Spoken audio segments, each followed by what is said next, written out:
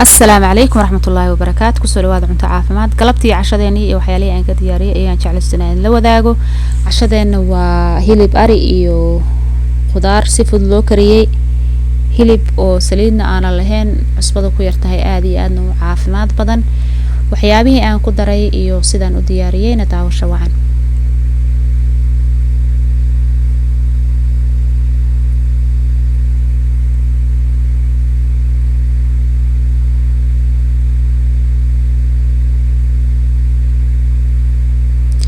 hilibka digsigan kusoo kariyay wax yaraan soo kariyay oo hilibka qaybta freezerkan ka soo bixiyay marka waxaan kariyay intii uu baraf ka dhamaado wax yaraan soo kariyay mana bislaanin oo sayid uma karinin hilibka cusbo kuma darin markaan karinayay biyo kaliya kusoo kariyay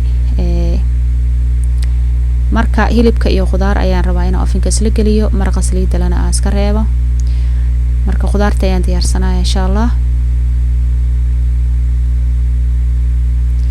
هذا حواشكي أيام كلوا سنة أنت عن طبيعي كهر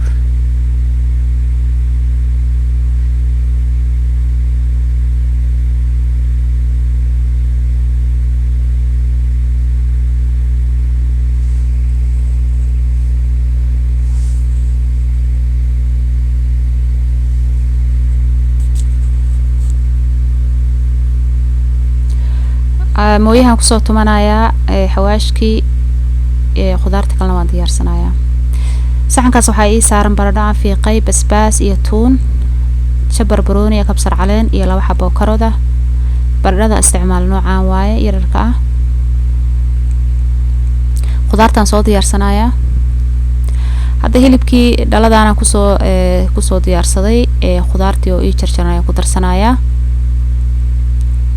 kabsar caleentii iyo tuuntii iyo xawaajkii halkaas ku jiraan oo kusoo tumay hal meel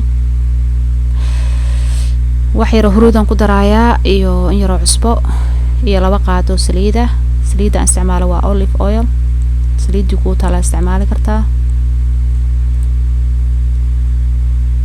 hadda waa isdhex gelinaya si fiican isku dhex gelinaya waxyaalaha cuntada lagu dhanaanayo kuma darsanin iyo maraq digaag saliid badan ma laha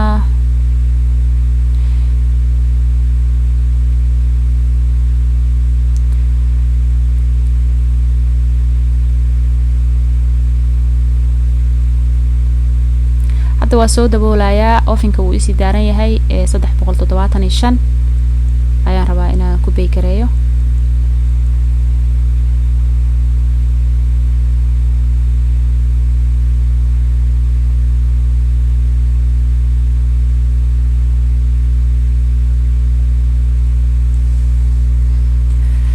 hilibkii ovenkan gashaday iyo khudaartii 375 soddon daqiiqo ilaa 40 daqiiqo igu jiraya waxaan diyaarsanayaa khudaartii loogu talagalay saladka aan ka samaysan lahaa hadda diyaarsanayaa xabadaas karootada ah dhowr xabo oo grape tomatoes ah iyo jabasala iyo laraskaas aan ka dhiganayaa saladka maanta aan ka diyaarsanayaa karootadan fiiqanayaa wax yar marka khudaarta waan soo dhaqday oo soo qalajiyay intaan meesha soo saarin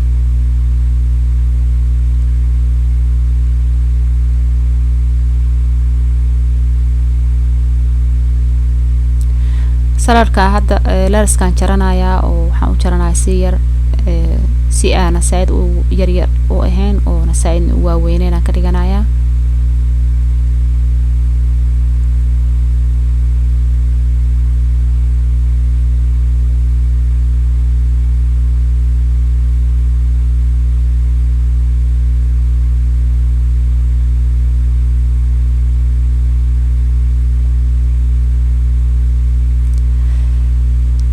yaanyadii baan jaranaya yaanyada sideeda ugu darsan kartaa yaanya aad u yar waaye laakiin aniga hadda laba baan kaga dhigaya mindida laakiin sideeda ayadoo aad ku darsan kartaa marka khudaarta markaan ku wada rido baastameerka aan jarjarto mar labaad ayaan soo biir raacinaya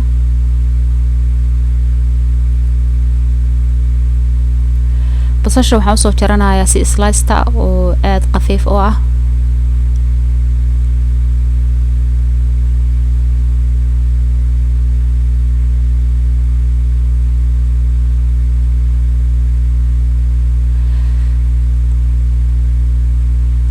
khudaarta mar labaad aan soo biyo raaciyay weelkaanaan ku diyaarsanayaa. si fiican aan biyaha uga soo dhameeyay.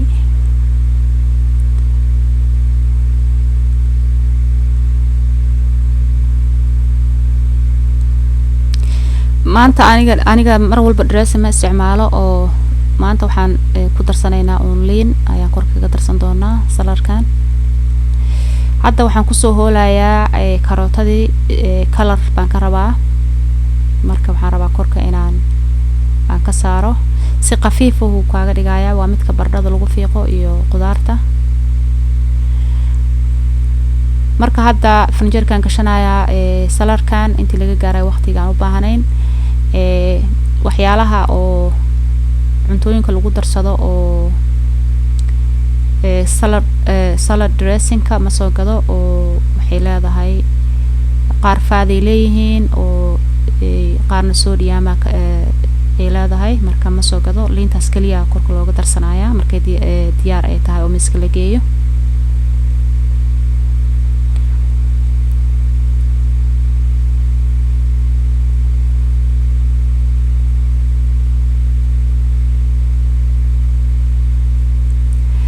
hadda hilibkiisaana kusoo baxay iyo khudaartii maasha allah aad ay u jilcan yihiin wax kasta. khudaartii iyo hilibkiiba, hilibka saliid ma lahan, saliidan ma laha, waa ka ilaaliyay saliidii dhameed oo maraqa haddii aad iska daadisi maraqa runtii oodan waxba ku darsanin hilibka dhib kuma keenayo. annaga bishii hal mar cunaa hilib ari, marka hilibka haddii aad dabooshid marka ovenka ay gelinaysa kaama qalalaayo. igama qalalin laakiin wuu ii gaduutay maasha allah si fiican igu soo baxay. waxaan u karsanay bariis yar iyo salarkii. intaas waa cashadeena. afurkeenana aad iyo aad u fududaa oo wax afur culus maana ku afurin. wax dhan lama shiilin galabta oo afurkeena ma ahayn wax la shiilay. marka soup le lagu afuray galabta, marka saanay kusoo baxday cashadeeni. haddii aad ka hesheen videogan walaalaha kale la share gareeya.